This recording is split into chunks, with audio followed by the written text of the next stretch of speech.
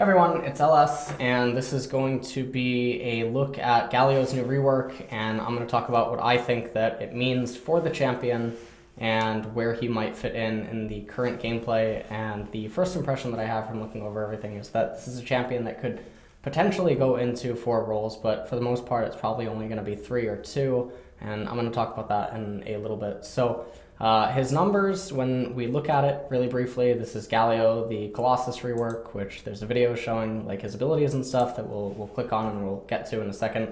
For the most part, Galio before was, for the most part, unused. He did get picked up by Faker once in recent times, and then after that, you know, nothing came of him. He had to primarily build magic resistance, itemized a very specific way. He was melee, and he had a lot of glaring weaknesses, and so the rework is aimed at hopefully opening up more possibilities for the champion and seeing where he can go. So, the rework passive, Colossal Smash, Galio's next basic attack, periodically modified to deal 15 to 100 based on level, plus 100% AD, plus 40% AP, plus 40% bonus magic resistance, total magic damage to its target and all enemies around it. Colossal Smash cooldown is reduced by 4 seconds every time Galio hits a new enemy champion with an ability. I like how it specifies new, actually. That's interesting. So the range is X, and I guess it's just, you know, his amplified auto attack. So the static cooldown is 8. So if you hit the enemy champion with it, and then you hit them with 2 spells, you get it up again. So it's obviously really big, and it does mean that you can probably spam this inside of a team fight, especially if you have high CDR. So this is actually really, really important because I'm going to use Echo as a reference point in this video alone. To talk about what it means for Galio's itemization and why this passive is as big as it is, especially because it's able to be used on monsters and obviously minions and stuff, and it's AoE. So I think that that's really fantastic passive. I think that it's very neat, and I think it's really cool. Winds of War, range 825, mana is 70 to 90 scaling, so it's not the end of the world. Cooldown is 10 to 6 scaling, which is pretty short at rank 5. Gust magic damage is 60 to 200 base. 60% AP, and then the tornado magic damage per half second is 15 to 35 base and 13.3% AP plus 3% of the target's maximum health. Now, when a champion has a target max HP, it immediately makes you think that they're probably going to be a tank, or one of their best variations or archetypes, whatever, is likely to be tank-based in some way. Total tornado magic damage, 45 to 105, plus 40% AP, plus 9% of the target's maximum HP. Because the cooldown is so short on Winds of War, this does mean that if you have 40% CDR, 30% CDR, this is a relatively spammable spell, and the fact that there is a remaining area of effect means that it does force the opponents to move out of it, and so in that way, it also has an additional, like, hidden text of CC. Upon impacting with each other, the Gust form a tornado that advances for 1.5 seconds, dealing magic damage every half a second, capped at 100 per hit against monsters. This is gigantic because it's great for Baron, it's great for Dragon, it is great for shredding through camps, most notably Raptors, Golems, and obviously Wolves. And one of the problems that a lot of junglers have is their difficulty with dealing with the Raptors and the Golems because they do pack a pretty big punch, and you generally do need AoE in order to deal with them. So this spell looks absolutely fantastic, and I love how spammable it is. I like its range. I think the range is gigantic, and I think the base damage is honestly a little bit unfair, so that's just great. Shield of Durand, or Durand, I don't know exactly what that's supposed to be pronounced as. Cost is 50 mana, which is absolutely beautiful, so there's no scaling on that. I feel like that's something that's probably likely to be nerfed in future patches if Galio does get picked up immediately.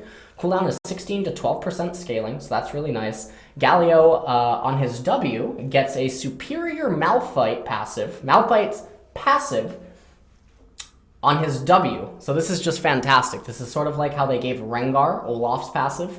And they gave him a complete steroid that just made, you know, Olaf a little bit bad. And so I really love when they just start stealing abilities from other champions and start giving them to others and making them even better. So, Galio gains a shield that absorbs 8 to 23% based on level maximum health magic damage. So it does specify magic damage, and so it's a little bit different from Malphite's, obviously. But for the most part, that's still going to be extremely effective in mitigating damage during a team fight, especially because right now double magic compositions are so popular. And the meta right now, the way that it is, also there's a lot of magic damaging supports, most notably Karma, Zyra, Malzahar, etc. All of those are very prevalent right now. First cast, Galio begins to charge over 2 seconds, slowing himself by 30%, reducing incoming damage and increasing Shield of Durand's taunt radius over the duration. Damage reduction that he gains during this is 20 to 40% scaling plus 8% per 100 bonus magic resistance. So let's say, for sake of the argument, that late game Galio is probably going to have 200 bonus magic resistance. So that means that he's going to have 56% damage reduction, likely, to have. Second cast, Galio taunts all nearby enemies for 0.5 to 1.5 based on charge time seconds and refreshes its damage reduction for 2 seconds. So this is actually really big because if you're looking at his cooldown, it's only 12, so if you have 40% CDR, it's a relatively short cooldown duration, given the fact that this ability is going to be spammable inside of teamfights and what it means to be taunting enemies, especially if you have your flash available or whatnot. So now he has his old ultimate on his W, and he has Malphite's passive on his W, and he has Warwick's thing on his W, and he has like a mini Garen thing on his W. It's really nice in a lot of ways. Shield of Durand cannot be interrupted by crowd control, so that's just fantastic. So this spell is also quite good for a lot of reasons. Justice Punch, range X, costs 30 to 50 mana scaling. Cooldown is 14, 13, 12, 11, 10, so 14 to 10 scaling. Magic damage starts at 100 base, which is really, really, really big. And when we talk about the changes that happened earlier, right, in the jungle with some of the MR reduction, etc., obviously this helps Galio even more. But 100 base damage at level 1 for a pretty easy to hit ability if you're in close range is quite high. It scales all the way up to 260 plus 70% AP, which means that it's quite busted in the sense that, again, much like Echo, who had extremely broken base damages, it doesn't make it so that Galio needs to actually itemize AP, and he can get away itemizing hybrid type AP items, etc. And again, when we talk about CDR and what that means for his passive, again, he's getting something that is like a gigantic Trinity Force type steroid, but it's more like a Lichbane, I guess, because it deals magic damage and it's an AoE. So Galio basically has like an Iceborne Gauntlet Lichbane. I don't even know what you would call that. Lichborne Gauntlet is his passive, basically. Galio briefly dashes backwards before charging forward, stopping upon hitting terrain or hitting an enemy champion, dealing magic damage to all enemies hit and knocking them up for 0.75 seconds. So a lot of synergy, has CC, procs Courage of the Colossus, this procs Courage of the Colossus, and then his R, which we're about to get to, procs Courage of the Colossus. Also really good for Stoneborn Pact, and it's also not only just an engagement tool, but it's also a disengage tool because you can use this to run away. So in a lot of ways, this is also another, yet again, fantastic ability, and with 10 seconds at rank 5, that's relatively short for what this ability offers. So his base damages are all quite absurd. Again, if we go up to his base stats, he has a really good AD ratio, which we'll talk about later for some of his itemization paths, or actually maybe we won't, but Sterak's is obviously great on him. Iceborne Gauntlet, if you were thinking about maybe building him like a Gragas or something, that would also be fantastic on him. Don't think that really you're going to want Trinity Force on Galio, although I'm pretty sure that fucking Hashinshin's bringing this to a game near you soon. But health 2023, that's fantastic as well. The base movement speed 335, it's not the end of the world. So this is all great, and obviously he gets scaling MR, he gets some armor and whatnot, and his mana is actually relatively okay, even without any items that are going to provide mana. So with all of this being said, the first thought that comes to mind is that if you were going to play him in mid lane, okay, and we'll just take a brief look at some of his abilities. So credit obviously for this goes to Riot Games for this video, and that was his Q, Winds of War, so you'll get to see it one more time. So those are the arcs, which obviously it's not that hard to hit, and those are the arcs doing wave clear. That's his taunt, his W. Moves up, he gets the thing, and then all of a sudden the taunt instead of like a fear or something, like Warwick. And then obviously, he has the Shield of Durand. That's great. And what is this? Is this the taunt again? Okay, so it's another one of the taunts, so it pulls them in. It's fantastic. Now he has Baron. And then his CC is just, his lockdown and stuff is just absolutely obnoxious. And again, the rate at which he's going to be able to proc his passive inside of a team fight is going to be so reliable. That's his E. That's fantastic as well. And then we'll take a look at his Pantheon meet Shen passive, or the ultimate. So it's basically Pantheon meet Shen. Select a target ally, you jump in, and you arrive where they were, not where they currently are. And so that creates some interesting things, because like if you're comboed with the AD carry, you cast it where the ADC is, they keep trying to charge the ADC disengages, you land in the middle, and boom. Alternatively, if you're on a tank champion, or like if you're doing it on Fizz or whatever, Fizz can obviously get out of harm's way, and you can enter into the fray and put yourself as a blockade between, you and the enemies, or you can trap them and end up creating a nice little flank.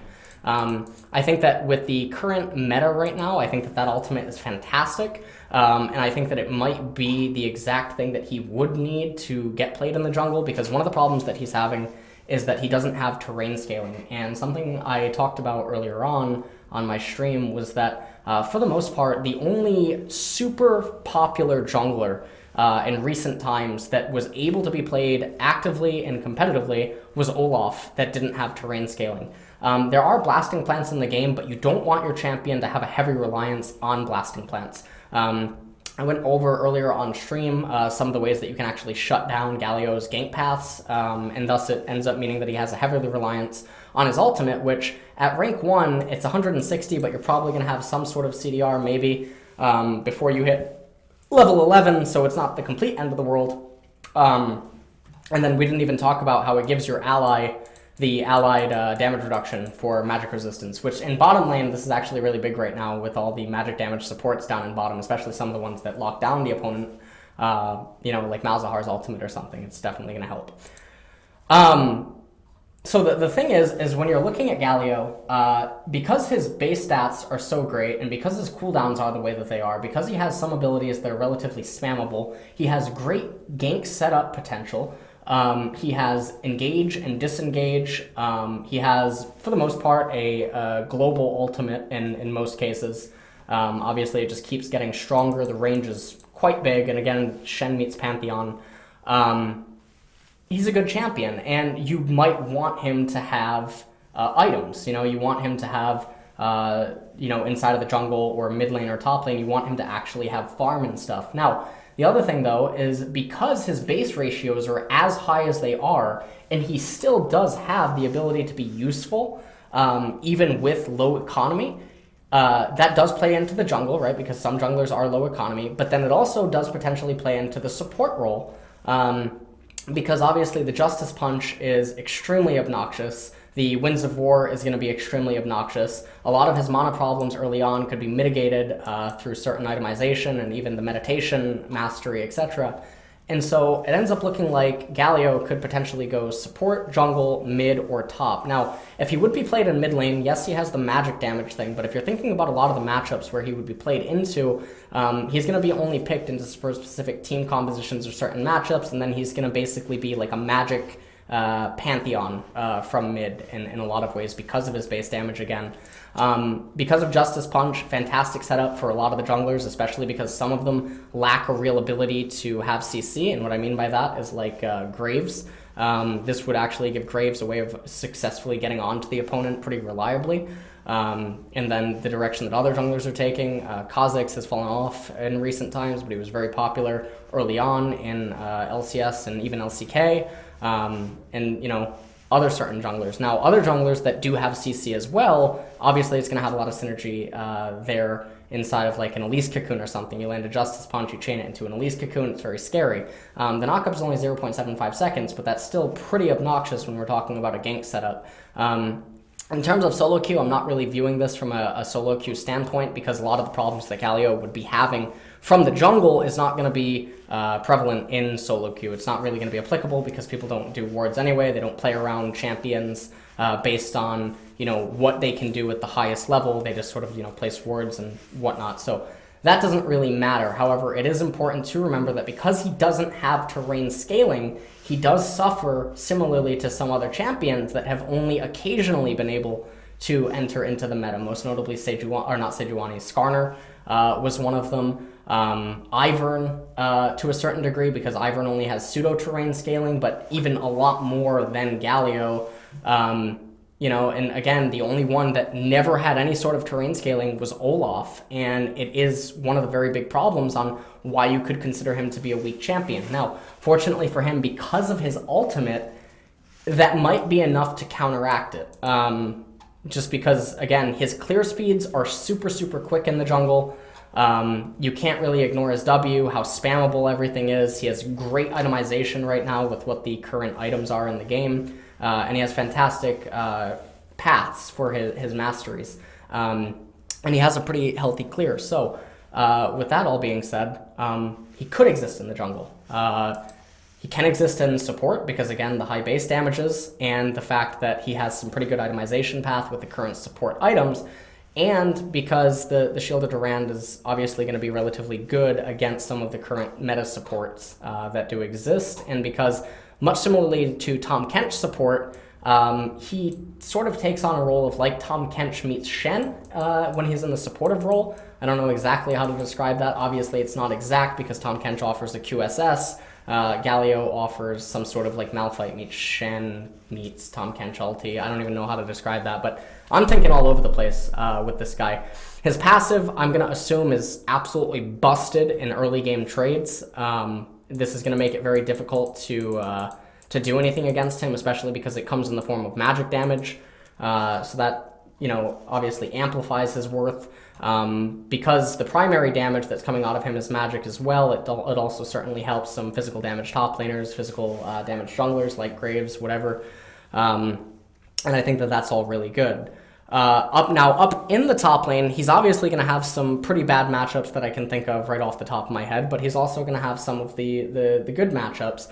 The problem is that from the top lane, again, he's yet again offering magic damage, so you fall into the problem of having double magic. But with the changes to Warlords and some of the other stuff and some of the champions that are being practiced, at least in Korea, I'm not totally aware of what's going on in NA and EU, he might have a lot of synergy with the current meta. So it's a little bit difficult to predict where he's going to end up. The way that I'm thinking about him is that he probably ends up in top lane or jungle, potentially support. I think that if he's going to be played mid lane, it would be much similar to like when Nautilus is played mid lane or Scion's played mid lane, and he takes on the role of an AP Pantheon. So it's difficult for me to see how he fits into mid against the current meta lineup of mid lane champions, but he's obviously a fantastic champion. The blue buff can certainly help him out mid game because he's going to be able to spam his abilities, and his wave clear is absolutely fantastic. But I just don't know exactly if he's a reliable mid lane champ. So with that being said, again, I think that top and jungle are probably the places where he ends up, but I'm not surprised if he ends up support or mid in very specific cases. And barring some mid-season update to the tanks and the tank roll and stuff, Galio might get nerfed or he might get buffed. But he's just, I think he fills such a nice little role, and I'm really excited for this rework, and I'm excited to see where he goes. Again, if he doesn't get picked in the jungle, I think that it's primarily because of his lack of terrain scaling and his heavy reliance on blasting plants. Because I'm not entirely sure if his kit makes up for the loss of those things inside of the jungle, especially if he gets forced into a low economy role. And so I think that that's pretty much it. And again, like I said, I would tie it into Echo. You don't want to, even though he has great ratios and he has, he has the percentage match XP on his Q, etc., this doesn't mean that you necessarily build him AP. Because the ratio on his ultimate, for instance, is not the absolute best in the world in terms of like base damage and ratio like combined. It's mostly obviously his Justice Punch and his Q, and then his passive makes up for it. When I see him, I think of Echo. Echo's the first champion that came into my head, not because of any sort of 3-hit passive or anything like that, but just because his ratios are so high, so stable, so reliable, that you don't need to build him to deal damage, because he'll deal more just by staying alive and proccing his Colossal Smash and everything more. And he's so obnoxious, I think, with this Shield of Durand and the Justice Punch. It's going to make it so difficult to get away from him.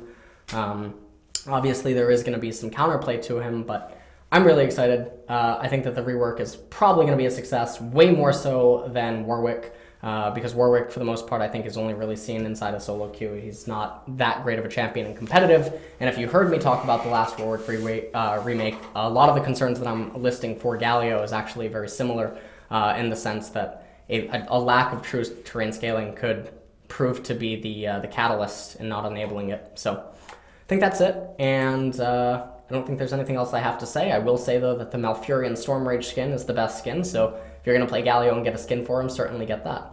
In terms of itemization, though, I think that Spirit Visage is maybe not necessary on him. Obviously, I think that you go Cinderhulk inside of the jungle. Abyssal Scepter, obviously you get the Boast of Beth Worlds on that. Deadman's Plate, maybe good. Iceborne Gauntlet, really, potentially good as well, because the attack damage, he has a really nice path for that. Locket of the Solari, gonna be good on him. Like supporty, off tank, bruiser type person. And yeah, I think that's pretty much it. So that's it for the Galio, or the look at Galio.